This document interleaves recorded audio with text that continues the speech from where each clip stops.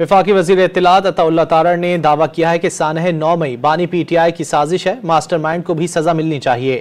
Military court سے مزید سزائیں انصاف کا بول بالا قرار دے دیں، تحریک انصاف نے سزائیں غیر آئینی قرار دے دیں۔ وفاقی وزیر اطلاعات عطا تارڑ نے سانحہ 9 مئی مقدمات کے ملزمان کی ملٹری کورٹ سے سزاؤں کو قانون اور آئین کے مطابق قرار دے دیا۔ فیئر ٹرائل ہوا ہے، 2 سال لگے، اجرت میں نہیں کیا گیا، ناقابل تردید ثبوتوں کی بنیاد پہ کیا گیا۔ اس میں تمام جو ہے وہ لوازمات، تمام لیگل جو ریکوائرمنٹس ہیں وہ پوری کی جاتی ہیں، اور اس فیصلے کو نہ صرف ہم ویلکم کرتے ہیں بلکہ ہم سمجھتے ہیں کہ انصاف کا بول بالا ہوا ہے۔ مشیر قانون و انصاف بیرسٹر عقیل ملک نے ڈیل کے بدلے 9 مئی ملزمان کی رہائی کے الزامات کی تردید کر دی۔ یہ کہنا کہ جن لوگوں نے ڈیلے کی اور ان کو چھوڑ دیا، یہ سراسر غلط بات ہے۔ مسئلہ یہ کہ وہ جو نام لیے گئے کہ یہ لوگ سارے ملوث یا شامل تھے کسی ایونٹ میں یا لاہور میں یا پنڈی میں، ان کو آپ نے اس لیے چھوڑ دیا کیونکہ انہوں نے آپ کی مرضی کی کنگز پارٹی جوائن کر لی؟ نہیں، میں یہ کہوں گا کہ ان لوگوں نے ندامت کا اظہار ندامت کا اظہار کرنے پر سارے باقی بھی چھوٹ جائیں گے؟ میرے خیال سے کرنا چاہیے ان کو۔ صرف ندامت کا اظہار یا کنگز پارٹی بھی جوائن کرنی پڑتی؟